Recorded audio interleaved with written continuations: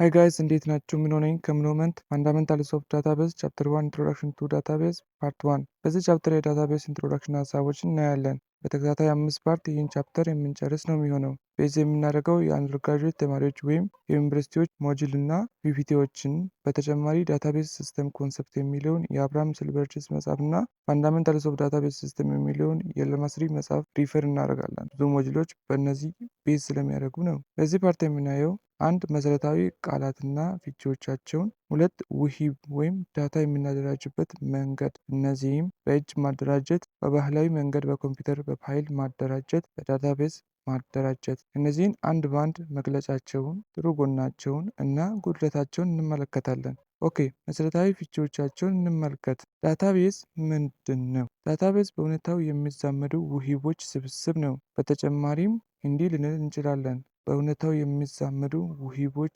ከሚዛመዱ ትርጉም ጋር። ይህም ለማዘጋጀት ለአንድ የተወሰነ ጥቅም እና የተወሰነ ምንጭ ይኖረዋል።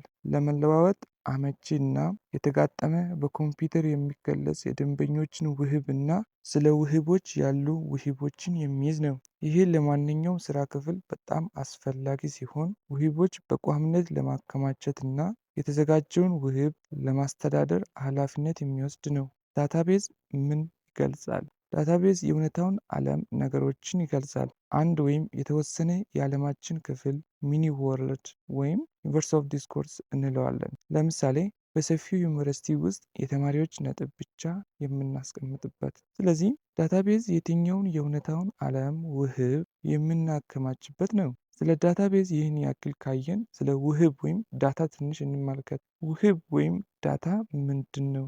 በዳታቤዝ ውስጥ ውህቦች የተመዘገቡ የሚታወቁ እውነታዎች ፕላስ ራሳቸውን የሚገልጹ ተጨማሪ መረጃ የያዙ ናቸው። አስታውሱ፣ በዚህ በፊት ከምናውቀው ከውሂብ ፍቺ የተለየ ነገር ውሂቦች በተጨማሪ መረጃ የያዙ መሆናቸው ነው።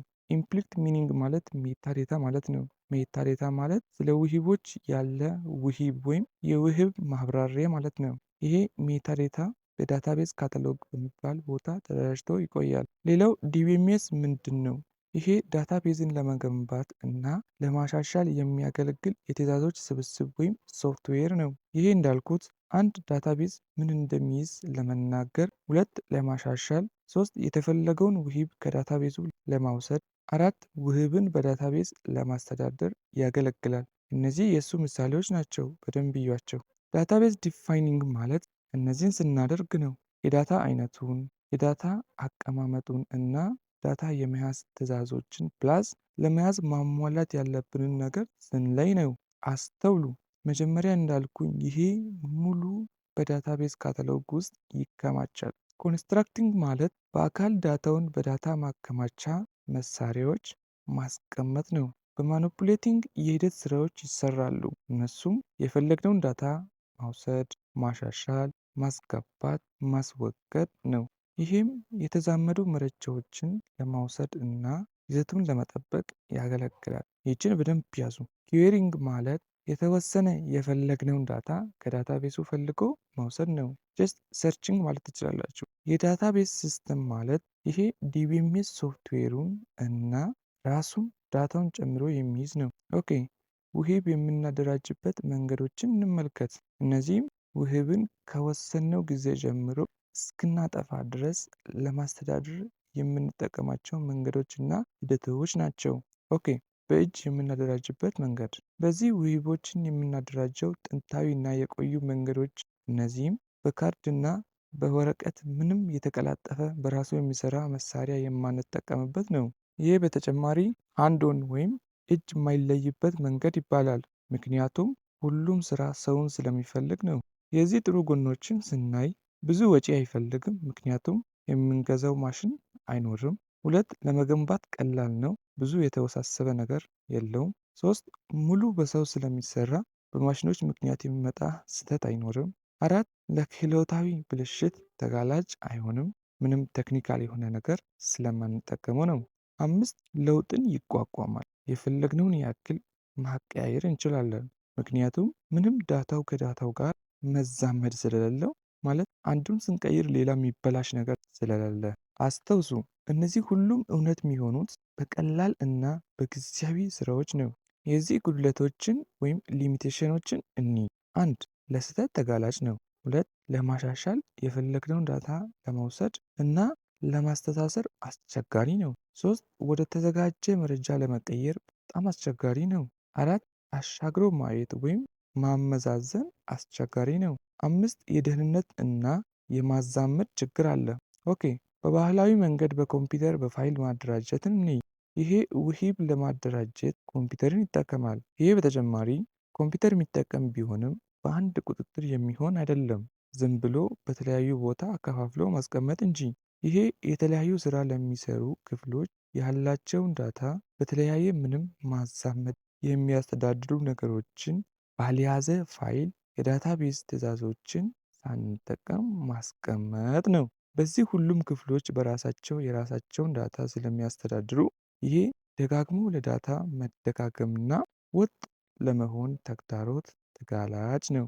በዚህ ዳታዎች የማይታመኑና ተለያይቶ ስለሚቀመጡ የግል መረጃ ችግር፣ የመረጃ ልውውጥ የማዛመድ እና በተቋማት በስራ ለማዋል በጣም አስቸጋሪ ነው።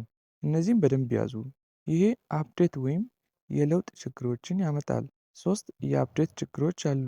አንድ ሞዲፊኬሽን አናሞሊስ፣ ሁለት ዲሌሽን አናሞሊስ፣ ሶስት ኢንሰርሽን አናሞሊስ።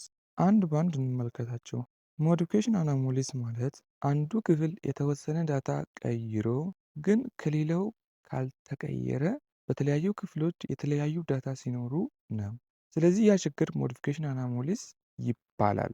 ዲሌሽን አናሞሊስ ማለት ከአንዱ ክፍል የሆነ ዳታ አስወግደን ግን በሌላው ክፍል ምንም ሳነካ ሲኖር ነው። ስለዚህ ያ ችግር ዲሌሽን አናሞሊስ ይባላል። ኢንሰርሽን አናሞሊስ ማለት በአንዱ በተወሰነ ክፍል የሆነ ዳታ አስገብተን አስተውሱ አስገብተን ግን በሌላ ክፍል ያ ዳታ ያለመኖር ነው።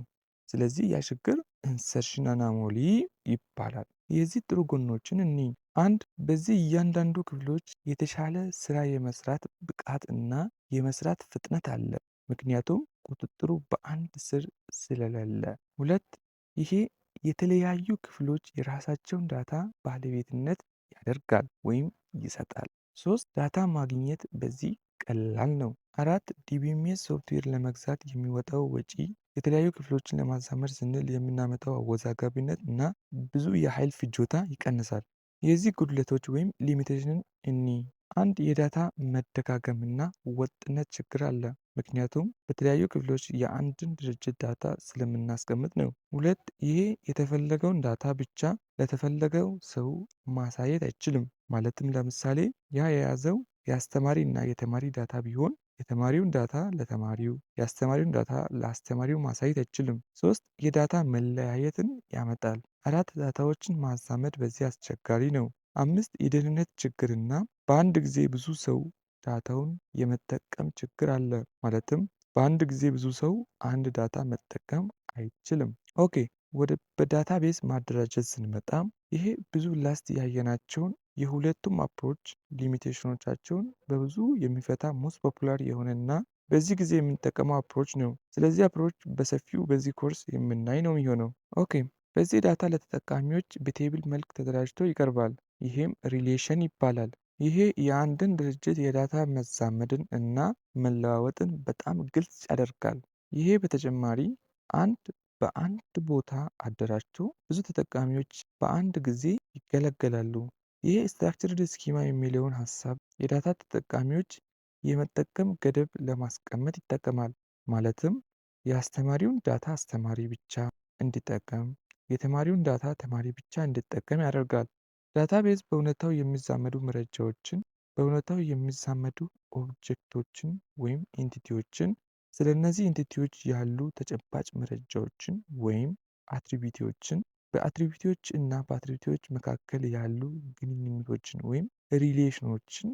በተጨማሪም ይህን ዳታቤዝ የሚጠቀመው ድርጅት የስራ መርሆችን የሚይዝ ነው። ይሄ በዲቢኤምኤስ ሶፍትዌር የሚመራ ነው።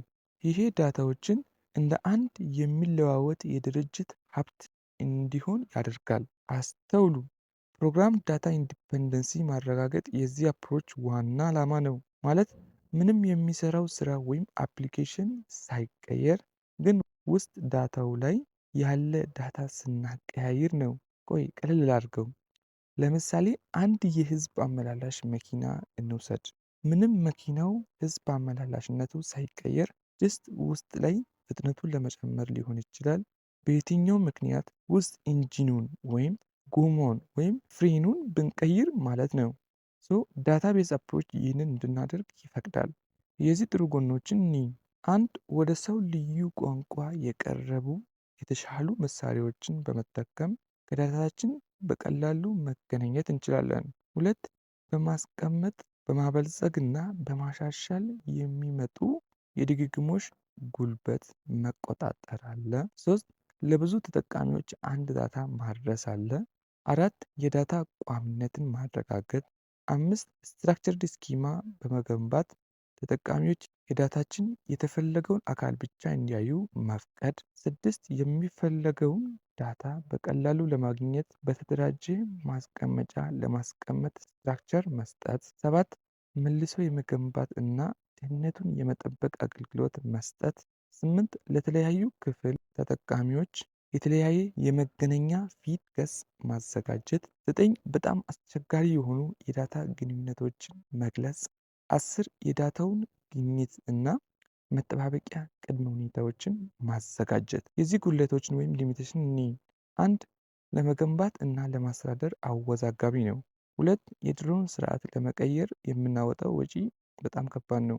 ሶስት ለማበልጸግ እና ለማሻሻል የሚያስወጣን ከፍተኛ ወጪ። አራት አወዛጋቢ መልሶ የማግኘት እና የመጠበቅ እይታ። አምስት አንድ ቦታ በመሆኑ ብቃቱን ይቀንሳል። ስድስት በዋናው ሲስተም የሚከሰቱ ችግሮች የሚያስከትሏቸው ከባድ ችግሮች። እነዚህን ጥያቄዎችን በደንብ እዩዋቸው። በእነዚህ ላይ ከተለያዩ ግቢዎች ያገኟቸው ሚድና ፋይናል ኤግዛም ጨምሬ በፋይናል ፓርቶች ላይ የሚመጣ ነው የሚሆነው።